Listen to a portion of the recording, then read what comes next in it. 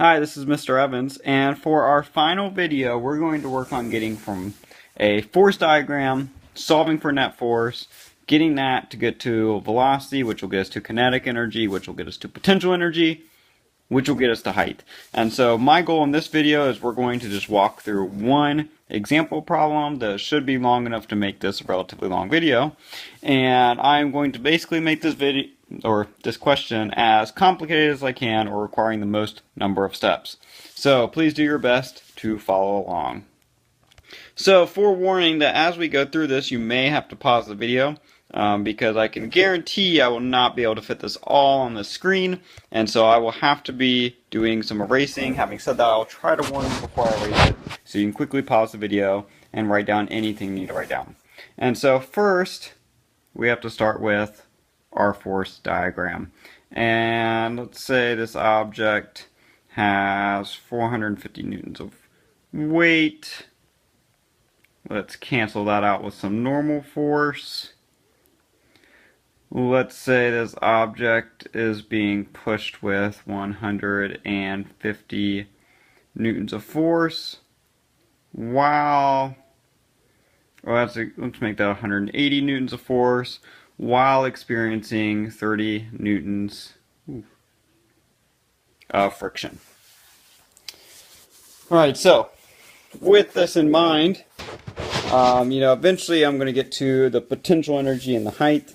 But first, let's solve for what we can figure out. And the first thing we need to solve for is figuring out the mass of this object, because I did not give it to you. And so to do that,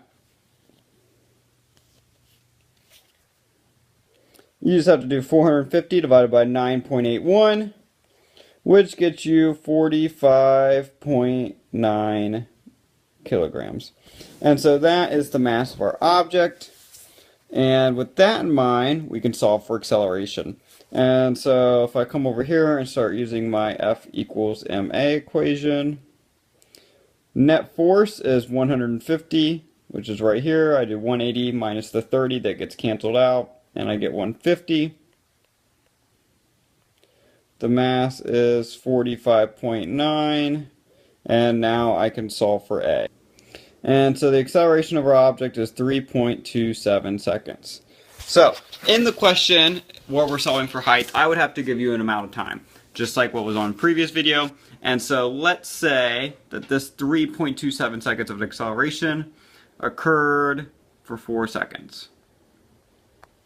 And so if it occurred for 4 seconds, we can do 3.27 times 4, which equals 13.08 meters a second. So we're at about 13 meters per second.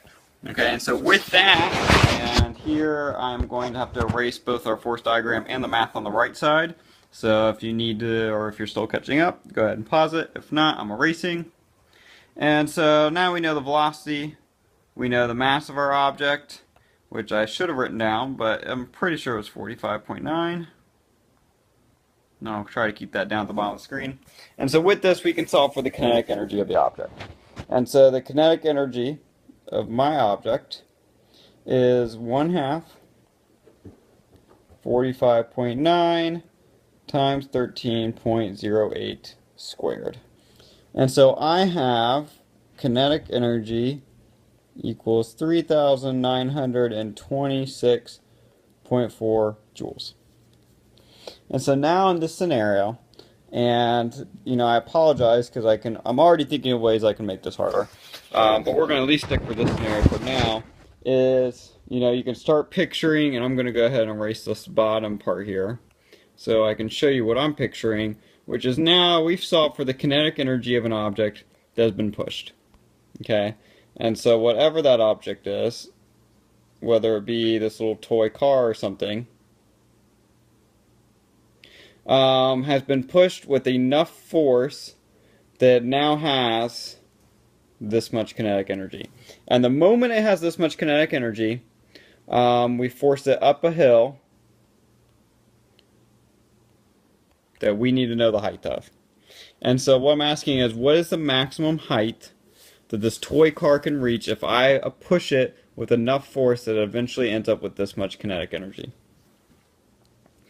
And so if it's moving up the hill, as it moves up the hill, it gains potential energy, potential energy until it's at the top, and it is all potential energy and has stopped moving.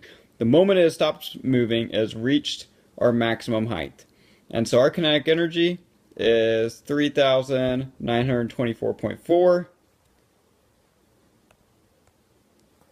3,924.4, which all becomes potential energy, so I can plug that into the potential energy equation.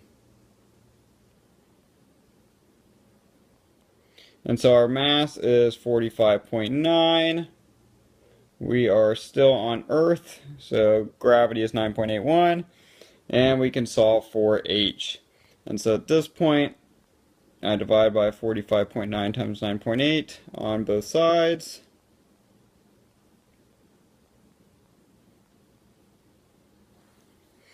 And my final height is 8.7 meters. And so, in my opinion, this is a relatively complex question. Just a heads up, ways I can make it harder is, and I'm going to go ahead and erase some stuff just so I can talk about some ways I can make it harder. Hopefully you can already picture what you could be doing now. And so in the same scenario, we will always start out with some kind of force diagram box in this case. But I could say that that box is already off the ground.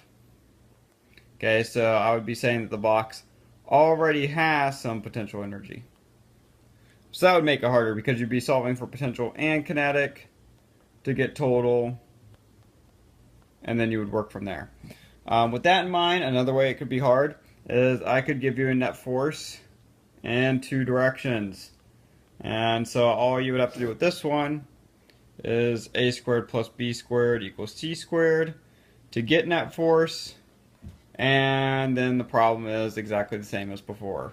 Okay, so it's just that first initial step.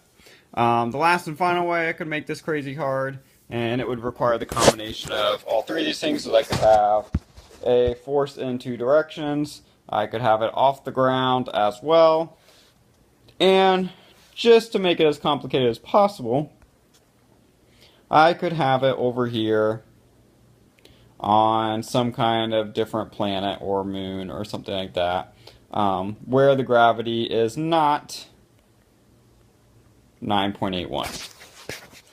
So with that in mind, hopefully you were able to follow along in the video. Please, please, please, if you need to, re-watch the video and try to make sense of the steps. As I've emphasized in class, the goal is not to memorize steps. As I've already shown, I can think of 4 other ways to make this question different or more difficult, or require different steps. And so with that being the case, the goal is to be able to think through the problem. And so with that in mind, do what you can to understand the thought process behind these problems, and then hopefully you will be able to apply that in the future.